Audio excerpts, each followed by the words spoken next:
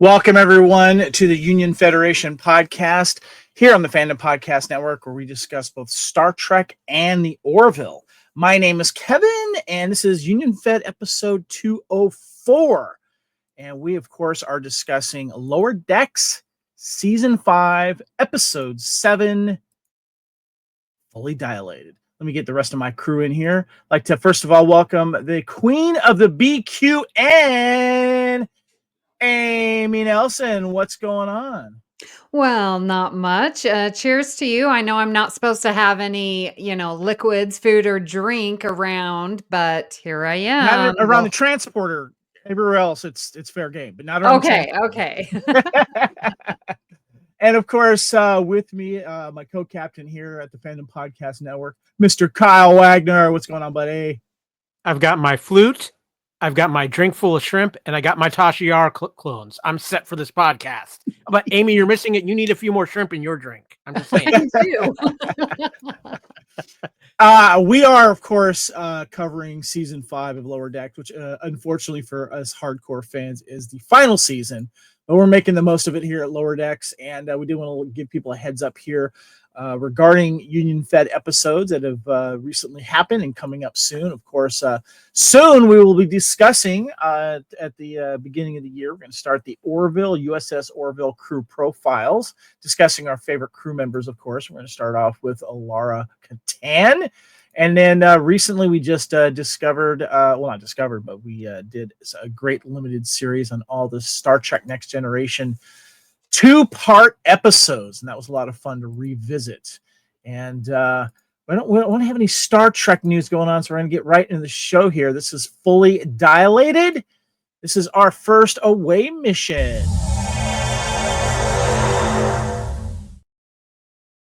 Of course, spoiler alert, if you have not seen the newest episode, please pause, go watch it. It's a lot of fun, and just warning, spoiler alert, here we go. Lower Decks episode review. We've got the Admiral's Log episode synopsis. Amy, would you like to hit us with that? Absolutely. Well, Mariner, Tendi, and T'Lyn go on an undercover to a pre-industrial planet, Dilmer 3, which is subject to time dilation, such as that a week passes on the planet for every second on the Cerritos. Their mission is to prevent the locals from discovering Starfleet technology from yet another parallel universe, which turns out to be the head of an android Starfleet officer, Data. However, Boimler and Rutherford accidentally disable the transporter, forcing the three women to spend a year on the planet during the minute it takes to repair the transporter. Believing she is competing with T'Lyn for the position of senior science officer, Tendi desperately tries to outdo T'Lyn in scientific achievement. She reactivates Data's head while T'Lyn develops innovations in local agriculture. They draw the attention of a suspicious Dilmarian named Snell, who tries to expose them as witches, but they are unable to discredit him in front. They are able to discredit him in front of his community. After they are returned to the Cerritos, before returning to his home universe, Data recommends to Captain Freeman to promote both Tendi and T'Lyn. All right, let's get our first reactions here. Kyle, start with you, buddy. So this episode was not what I was expecting in the slightest, and I made my prediction last week, of course, about what the episode might be about. I still was. Do you want to say that, because I'm sure a lot of fans are probably thinking it? Okay, well, yeah, with the title of Fully Dilated, I mean, I did feel that way after one too many of those shrimp cocktails, but I was thinking maybe we were going to see Tendi's sister return, who was pregnant, and maybe that was where we were going. So to go this direction was a total shock for me, but it was a fun episode. But Kevin, I do have a question for you, if you can answer this for me. It is the year of time travel here on the Fandom Podcast Network. Does time difference like this constitute time travel? Yeah, it's like alternate universe type of thing. So I don't know if it falls under that personally, but Star Trek loves to do their time travel and loves to do their alternate timelines and universes. So basically what you're saying, this equates to a basically Australian time difference. Yeah, pretty much, especially after that flight. Amy, what is your first reactions to this? I really enjoyed this episode. I mean, we're going 2 weeks in a row again. I'm really enjoying it. I was entertained. I felt like the Boimler and Rutherford was a bit on the silly, but that's where its place was. It wasn't too much. I mean, it was a lot, but it wasn't too much of their silliness of licking the panel and using their shirt. Like, it just was extreme, pushing things to the extreme. And I can appreciate that. But I was still engaged. And so overall, really strong episode. I'm with you there. I really enjoyed this. I thought it was fun. I love all the call outs, which we'll get to a little bit later. And the animation just still blows me away. There's just there's certain scenes in this that really popped, and this kind of like purple alternate dimension data thing is interesting. We'll get into that a little bit later. But it was great to have Data just make an appearance out of the purple, not out of the blue. Maybe. Kevin, Yeah. Yes. I would be remiss if I didn't shout out that Lower Decks got the crudest joke in maybe its entire run of the series when they matched. I wanted to find out if the carpet matched the drapes. That didn't go by me. I'm like, really? Wow, really? I missed that. Yeah, I was just like, okay, then I can't tell if that's just slipping in that crude joke of maybe that was a Boimler reference. I don't know if that thing's what you think it means. All right, guys, let's get into some trivia.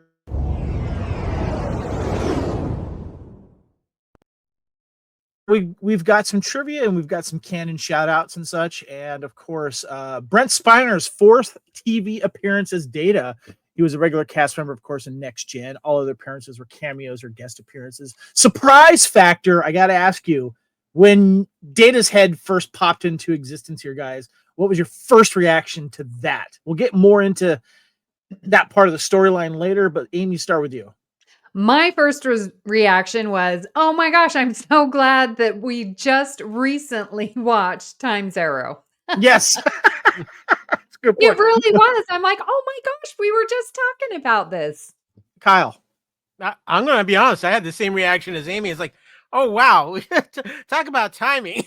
we just did this. I mean, it's just one of those weird things that happens. It's like, wow, they went there. Yeah. I feel like Data's head's become this fantastic Star Trek MacGuffin now. Yes. And I'll show some more pictures later, but Data's head has just been ahead for several things for so long. I kind of want one behind me just hanging out, looking over us, you know? I just wonder how much do you have to turn that crank on a daily basis? Yeah, I know, right? By the way, the machine that she had reminded me of the machine that Data had in Time's Arrow when he was like trying to make the device or whatever. It was kind of old timey, and it kind of reminded me of that. Okay, so we got some Trek tropes, tributes, and canon connections and nods and stuff. And the first thing we'll talk about is the mention. The time dilation on Dilmer 3 is compared to the similar planet Voyager in blink of an eye. And they even made a reference to, and that happened to Voyager, blah, blah, blah, in this episode. It was also reminding me of that planet in the Orville that changes time, like similar. I'm like, I'm sure Seth MacFarlane was like, we could use that in our own little way, you know? Yeah, it was something dimensions. Yeah. New dimensions. Yeah. Kyle. I have to throw in there was a great episode of Farscape that did this as well, where one of the characters flew into a nebula, came back, what had been like maybe an hour for them. She had lived like 90 more years. So it seems a really popular sci-fi trope, and everyone kind of has their own little twist on it. Mm-hmm. Mariner describes the Dilmer justice system as Ito-like because she spends several months in jail for accidentally jabbing a guy in the eye with her horns. You guys remember the Ito episode where, poor old Crusher breaks a fence and is going to die? Mm-hmm. Justice. Justice, yes. And of course, this was one of the more obvious ones here. After getting stuck on the planet, Mariner compares her situation to Picard living on entire alternate life and inner light, which she tries to recreate poorly with a soap flute. That was pretty funny. So we have this purple data was also sent to the past and came back as a severed head, albeit his head being left on a pre-warp planet and then becoming capable of speech is more reminiscent of what happened to B4. Also, Data having his severed head carried around while otherwise being his usual self. It was what happened in Disaster. I forgot about that. His head came off in that. Right. Yes. And I didn't remember this because I have not done a rewatch of Star Trek Enterprise in a long time. Oh. I'm so due for this.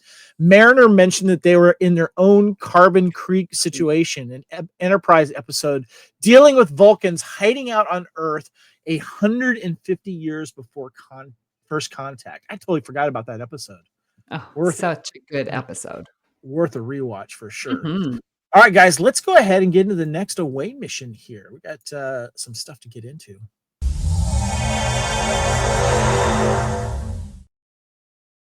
Right. So we got a nice little article here from CBR that I want to get into here. And they gave us some good topics to talk about here. And the first one is, and I thought this is kind of funny, guys. So Beckett Mariner reveals again how much of a Trekkie she is. Her classic Star Trek references aren't quite reflected in her actions. I think Mariner is the biggest Star Trek fan out there, to be honest with you guys, because I feel like she's channeling us as fans, because if she's not going to call it out, we would. Amy, I want to get your topic on the idea that Beckett seems to be a big Star Trek fan without saying she's inner Star Trek fan, you know? Exactly. But that's why her relationship with Boimler works, because she's not the bully. She's not making fun of Boimler, because she really admires him, because she is the biggest Star Trekkie.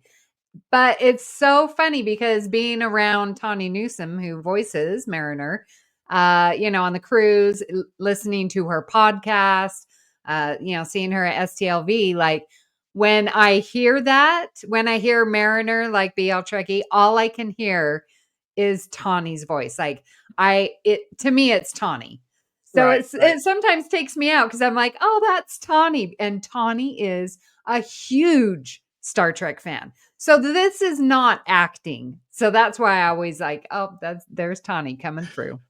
I had months to try to find a friend, a husband, a wife, a job, or learn a flute. I failed. Yes. Kyle, your thoughts on Mariner being the biggest Star Trek fan? I think it's fun. And like Amy said, I think it's one of the reasons why she works with Boimler, because they're both huge Star Trek fans, but in their own way. And that's what makes it fun. Boimler geeks out about all this Federation stuff, where I think Mariner is more excited about the adventures that have happened and the stories. Where with Boimler, it's all about the facts and the data and things that happen. With Mariner, it's about the stories. What we need to decide this is we need a special edition of Jeopardy, the Star Trek version with Boimler and Mariner on it, and maybe throw Data in as the third contestant and just let him hash it out. This is true, yes. All right, our next topic is Lower Decks. Boimler and Rutherford make a very predictable mistake in this episode, and it basically has all the girls spending much more time on this planet than they wanted to here, with these very overly garnished drinks. I've never understood a lot of these when I see them in bars. I just don't get it, but obviously it creates an issue. And also too, we're getting the beard off thing going on, if you notice. And I guess what I wanted to ask you guys is, and I know I touched on it on the last episode, this kind of character change that Boimler's going through with what happened with his alternate reality Boimler that we saw in the first episode of the season, and the pad that he has. This obviously is more of the B plot, but it affects the A plot. I want to get you guys' thoughts on that, Amy. Yeah, I think the beard thing is really quite adorable. And it's just hilarious because those who struggle with growing in a beard, I know are relating to this 100%.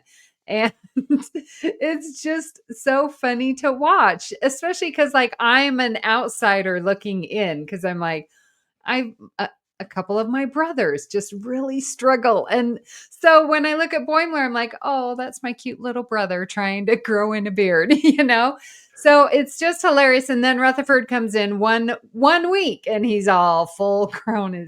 It's hilarious. So I think it was just perfect right amount of comedy. Kyle, I think Boimler needs to be a goatee guy, not a beard guy. What are your thoughts? Oh, I mean, I think so. But what I think is going to happen here, we got 3 episodes left. I think by episode 9 he has a full beard, and by episode 10 he shaves it off. I think that's going to be kind of the slap, literally the slap in the face of the whole season. We went through this. He realizes, oh wait, and then he's going to shave it off. But what I find even more hilarious is Rutherford's got kind of the Sly Stallone action beard, where it's not that full beard, but it's just that like cool scruff. It's like it's more than a 5 o'clock shadow, you know. So yeah. So I think that this is like more of a slap in the face. Here's Boimler whole season going through whatever this is, and here's Rutherford. Yeah, I got the cool thing going on. The problem with me growing a beard is that it doesn't all grow in as one color right now. It's like a little bit of black, a little bit of gray, and some orange and red pops. And I'm like, WTF? What's going on here? So, yeah, I get that. All right, so the next one, guys, we really got to spend a little time on here is topic 3 here. Star Trek Lower Decks lets Data join the Cerritos crew. Starfleet first android just happened to be from the Purple Dimension, and says the star of this episode is Lieutenant Commander Data, who steals the show even just ahead. Lower Decks creator Mike McMahon is a massive TNG fan, and his Twitter account gave synopsis for a fictional comedic season 8. He and Lower Deck writers are able to deliver a recognizable Data from a dimension where it seems the only thing that's different is the affection for coloring its technology purple, more so that even in Picard feels like this classic character fans have loved for decades. And I love it. Purple Data to Tendi. I only highlighted the physiology differences between Orions and Vulcans to counter your negative self-assessment. Even as a head, Brent Spiner shines, guys. Let me get your opinion on this, Amy, and how it was used in this plot of the show. It fit perfectly. So I didn't even have any questions. I was like, oh, okay, yep, I'm along with the ride. I get it where we are. I wasn't pulled out of it at all. It was, I couldn't quite realize, was that Brent Spiner? I had to listen.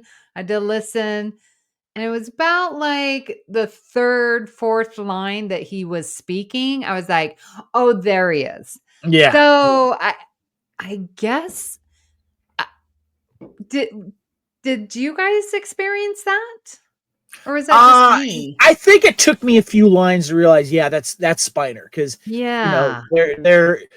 as he's gotten older, his voice tone has changed a little bit. But then I was reminded of how it sounded in Star Trek Picard season 3. So yeah, but it felt like TNG Data with this, and I think it was also sort of the cadence, the lilt that he has when he speaks, that structure, and so it took me just a couple sentences, 3, 4 in, that it was like, oh, there he is. That's Brent Spiner. That's my Data. No, Kyle, guys, come on. This is real simple. Brent Spiner is a phenomenal actor. He just made his voice a little more purpley for this episode. Okay, yes. It's purple Data. So, Kyle, your thoughts on Data coming in on this episode? It was fun, and it fits perfectly with what you've got going on with the whole Tendi to Lynn situation going on, and the fact that it would be Tendi who would bond with the Data head. Let's be honest. If anybody was going to, the only other person would be Rutherford, and that would be more like a Geordi Data relationship. With Tendi, it's all pure emotion. It's everything that Data isn't. It's because the Tendi's just running off of emotion, and here's logical Data. Plus, just how Brent Spiner performed this, I kind of got this feeling he just kind of got back in the voice actor chair and just relaxed, kicked back, and just kind of stuck to the script, but kind of made it his own in his own way. And that's what maybe too another reason why his voice sounded just a little different enough, because I think he went in there to be funny, to have some fun, and just cut loose. And it really felt like he did, but still staying true to Data. I have a question for you guys because I thought this was great. I thought it was very clever the way they did it, and I love how finding new alternate universes and timelines are now just like a normal thing, and you get that from the captain at the beginning of like, here we are, the purple dimension, blah blah blah, whatever. How nonchalant, just how flippant Captain Beckett is, Yeah. Well, so my question is do you think that when they're writing this episode, or when they first have the idea, do they call Brent first before they even like begin? Or is this something that came up in like when they were filming Star Trek Picard season 3, they came up to him and said, hey, we got this idea for Lower Decks. Are you in? I have an hypothesis to throw at you to answer that question. For years, if you go to any convention, some fan will come up to the mic and ask, if you were asked, would you come back to Star Trek? All of the actors say yes. They all say yes. So if that's in your head, Mike McMahon, which it is because he's a fan, he goes to convention, he knows these people. So he's going to come up with a creative way. And I feel it was brilliant because Brent Spiner for years has said he doesn't want to come back as Data because he's not the same physique and he's an android and blah, blah, blah. We've all heard him say it. So I feel like Mike McMahon figured that out and said, all right, I will bring you back. And just the head. Don't even worry about it. And we just need your voice, voice. Yeah. Kyle, do you have a thought? Oh, sorry. Go ahead. Well, come on, let's be honest. This was probably one day's work for Brent Spiner. Come in, record his lines, good to go. And come, like Amy said, all these guys will always come back to Trek. I don't think there's anybody, even when they've said, "Oh, I'm never coming back to Trek," they come back to Trek. And Brent Spiner and a lot of these actors, these are the characters that really put them on the map. And so there's a kinship to these characters. So if they get the opportunity in a way like this, to where he's not having to do the makeup, he's not having to do all the extra with it, he can do it. And it's a way for him to revisit Data and still and have it probably be the easiest day of Data he's ever had in his life.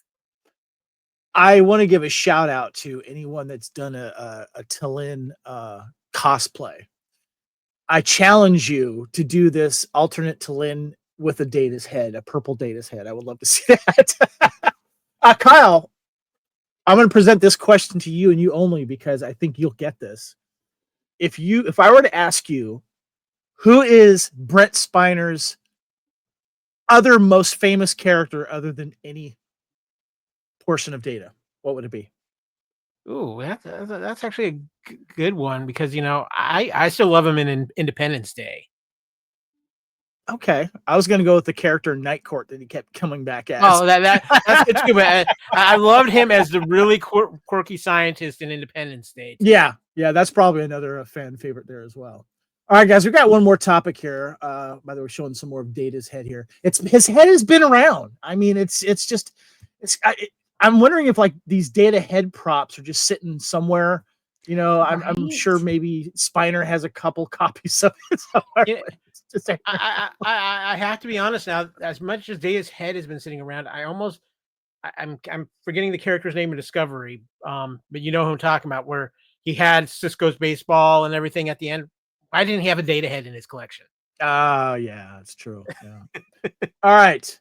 Let's talk about our last topic here. Lower Decks Season 5, Episode 7, suggests that Tendi and T'Lyn had a rivalry, but only one of the two characters knew it.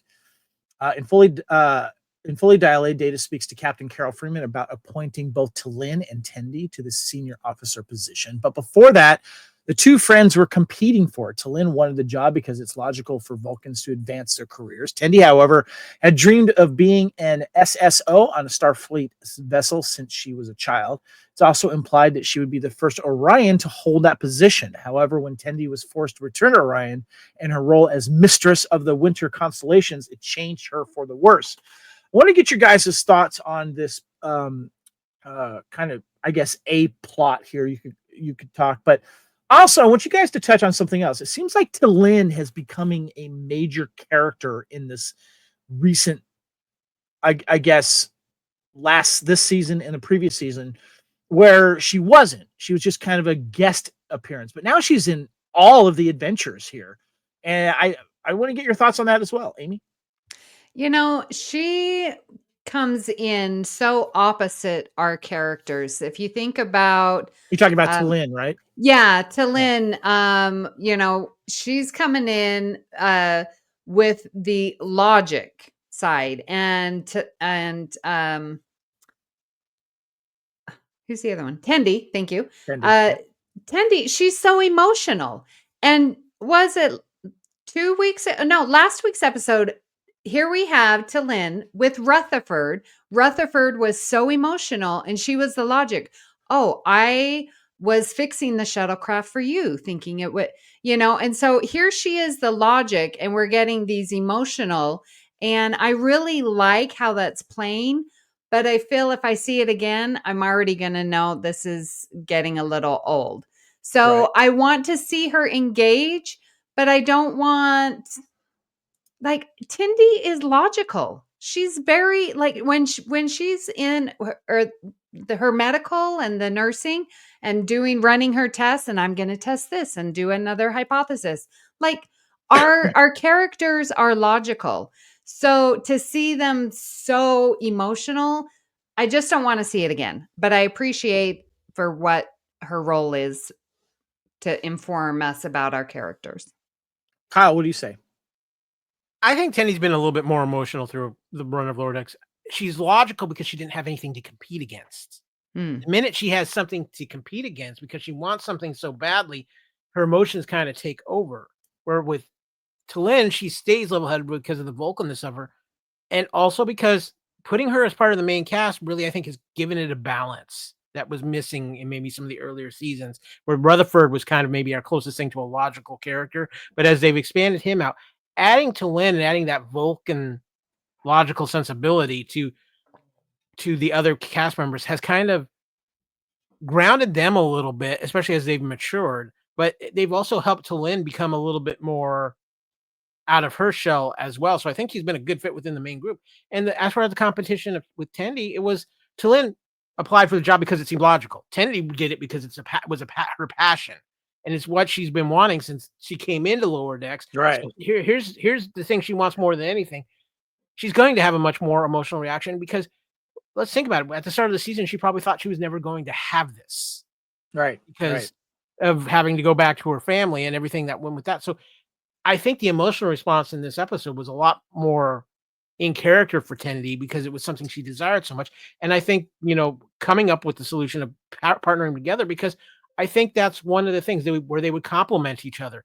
Even though Tendi can be logical and think scientific, she still lets her emotions go, where Talin doesn't. And I think that's where they kind of work in balancing each other out. Talin will pull Tendi back in now that she realizes it's not a competition, and Tendi will give Talin room to and try to pull out some of her emotional response. So they complement each other in such a good way that it makes That's them a good point to be the dual chief science officer in the tandem in this, instead of just one of them, because together they make one really amazing whole.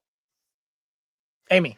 So I have a question to ask. When I heard that they both were there, my gut reaction was, oh, so everyone gets a trophy? How did you feel that way? Or What do you mean exactly? I'm sorry. Well, because everyone's going to win. Like, everyone gets a trophy. Everyone gets to be chief engineer. Well, you can't. You have to have a leader. Yeah, the position that I got was the feeling that I got is that because they're still lower decks, they're not leaders yet. And I think that them working together would then allow them to then maybe get a promotion and serve that purpose on another post. That was kind of the impression that I got, because I'm not a fan of this new PC where every kid gets a trophy when they play Right. soccer and stuff like that. I that's just one of the stupidest things that has happened over the last 20 years. I know. What do you think, Kyle?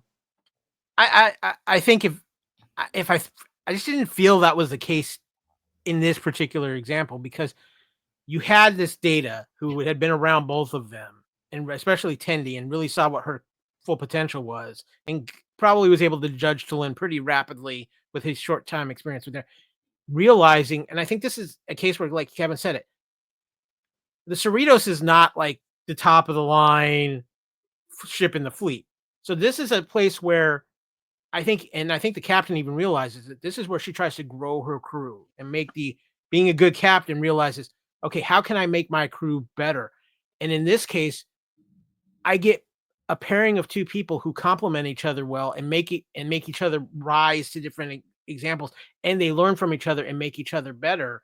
So this isn't, it didn't feel like it was a participation trophy to me. It was like, okay, this is how I grow this crew and how I make these two both better Starfleet officers in the long run, to where, like Kevin said, when they climb the Starfleet ladder, they'll both be more ready for when they are the full chief science officer by themselves on a Excelsior type ship or something like that. They are ready for it. And I think if it was any other ship and any other thing, I'd be kind of going where you are, but we are talking, it is the Cerritos. They do things their own way. The other thing too that I've noticed with Tendy's, I think, my favorite character of the main crew here, and obviously her and Rutherford get along really well. And I like that Tendy now has like a girlfriend that she can have common interest in with their field, and I think maybe we'll see more of that later. I hope so. But the reason why the Tendy character resonates with me is that she's not your typical Orion. She's very excited about stuff, but she also reminds me of, like, you know how in every Star Trek cast, there's always that one that's kind of has a weird situation and maybe shouldn't be part of Starfleet. You think of Worf, obviously with the Klingon, you or even Data for that matter. And then, so I feel like in Orion on a Starfleet, bridge, that type of thing. I feel like she's that part of the character that has a different past, and her being a Starfleet member is maybe kind of looked at a little bit differently from other peers and crew members and stuff like that. So that's one of the things that I've liked this. I've really enjoyed seeing her change in her character, yet getting a background into her Orion background as well, which has always been kind of fun with that. So yeah. All right.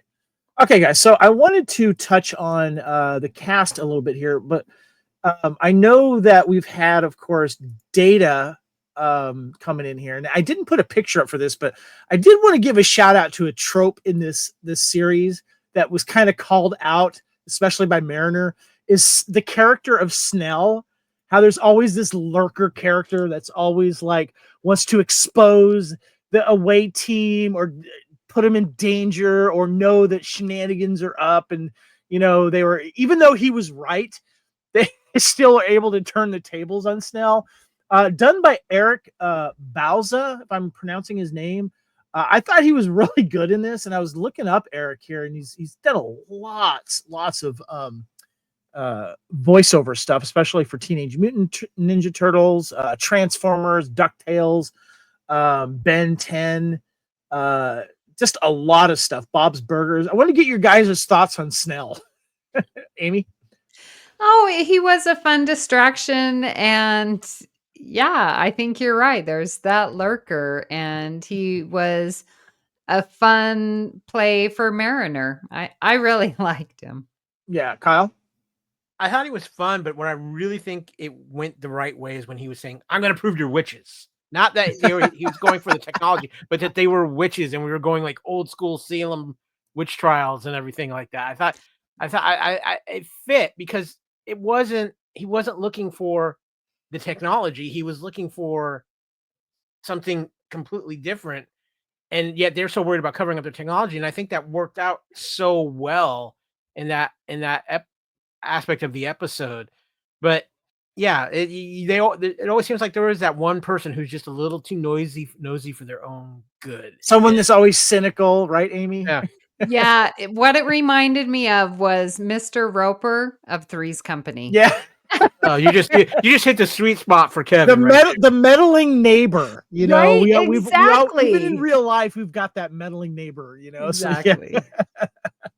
All right, guys, that's it for the away teams. Let's go ahead and wrap things up here.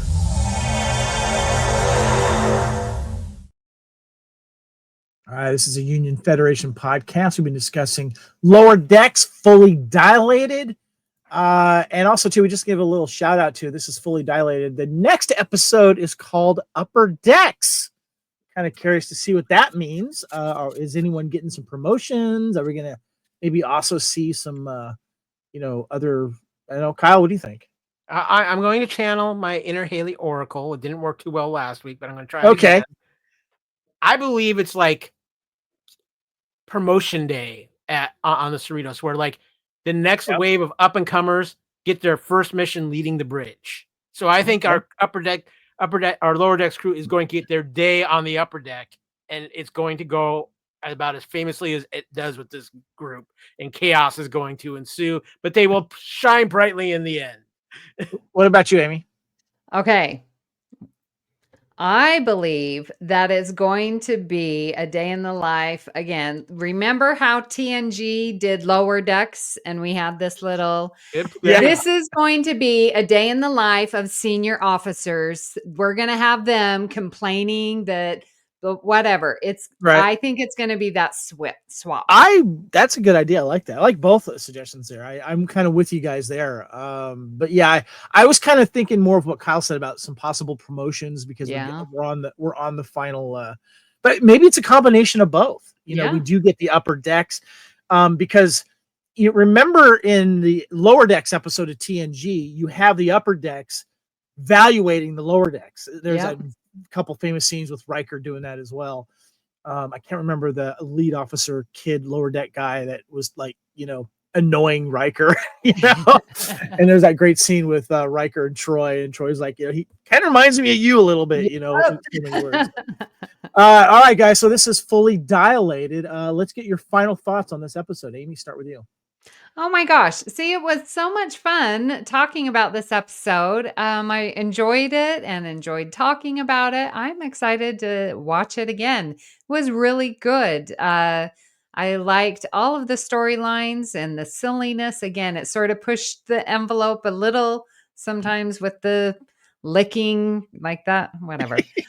Yeah. But it was fun. And the beard thing it's fun. So many references as we discussed. Like, again, Lower Decks, great episode. Kyle. Very incredibly fun episode, and it's a happy thing and it's a sad thing because watching this episode makes me realize how much untapped things they still could do with Lower Decks. And the fact that we know we only got 3 episodes left after this, it makes me sad in that aspect. But it's still so much fun, and that's the great thing about Lower Decks. It's so much fun. And speaking of which, Kevin, you promised me taquitos for this on this podcast. Where are my taquitos? What's so funny about that is I have some Trader Joe's taquitos frozen in my freezer. I'm gonna bust those out after we get here. See what I'm talking about? See how it works here on the Union Federation? But I'm not doing one of those overdressed drinks, though. Those are just no, not doing that. So, all right, guys, let's get into some subspace signals. This is the Union Federation podcast on the Fandom Podcast Network and the BQN. All right, as I always like to ask Amy, first of all, tell us what's happening on the BQN and how people can reach you. Oh, well, you can find me best place on Blue Sky at BQN Podcast. We also have a Discord server, and you can join us there, and a Facebook group, BQN Collective. And so that's where you can find me. I'm also on our Union Federation Facebook group. Yeah, so that's awesome. where you can find me. Yeah. I'm glad you brought up Blue Sky because the Fandom Podcast Network is now there at FanPod Network. So look us up. Kyle, how can we get a hold of you, sir? Well, you can find me all over the place. You can find me, of course, here on the Union Federation, all across the Fandom Podcast Network, including on our wonderful Facebook pages for not only the Fandom Podcast Network, but the Union Federation podcast as well. You can find me on Twitter at AKyleW. You can find me on Threads and Instagram at AKyleFandom, and you can find me on Blue Sky at AKyleW as well. Awesome. Yeah, please also, if you're watching this on YouTube, thank you very much. Subscribe, share it out, and give us a comment below. If you're listening to this, please subscribe, and please head over to the Fandom Podcast Network YouTube channel. Of course, Fandom Podcast Network is on X and Instagram, as well as Union Fed. And like I said, Fandom Podcast Network is now on Blue Sky. My name is Kevin. You can find me on Spartan_Phoenix on all of the socials. On Blue Sky, you can find me at Spartan Phoenix. Also, too, please, if you like what we're wearing, like I got my cool Union Fed t-shirt here, please support us on TeePublic. We have our own Fandom Podcast Network store there. And we have, of course, shirts and all kinds of cool stuff like cups and hats, where you can slap our logo on any one of those. And if you buy those, we get a little kickback here, help us keep the light here, and help us clean up the mess that Boimler made on the controls there. So, yeah. No food in the podcast booth. That's all. It's exactly right. So join us again next week for the next episode, of course, Union Fed. We're talking the final season, of course, here of Lower Decks. Amy, thank you very, very much. Appreciate you. Thank you. Thank you, Kyle, as always. And as we always say here... Wait, Kevin, I'm just going to go replicate some more taquitos before we go here. I'm going to have the real thing, so you go. Amy, by the way, what are you drinking? Because you told us something before we started recording. What do you have and what are you drinking? Yes. So in my Deep Space Nine glass, I have the Star Trek Wines Advent calendar, and for day 2 it is cork, and it is a Pinot Noir, and it is quite lovely. Are you going to save those bottles? Yes, I'm actually thinking of making these a string of lights. There you go. Insert lights and then have them hanging outside of my patio. So guys, I'm thinking Star Trek might be contributing more to people's alcoholism than the Orville ever did. And I know, right? Especially with Amy and her alcohol Star Trek Advent calendar. I love that. Hey, it's StarTrekWines.com. It's not me. Of course I know. All right, guys, thank you so much for joining us. And as we always like to say, live long and prosper. And without a doubt, we are the weirdest ship in the fleet. We'll see you next week. Yep.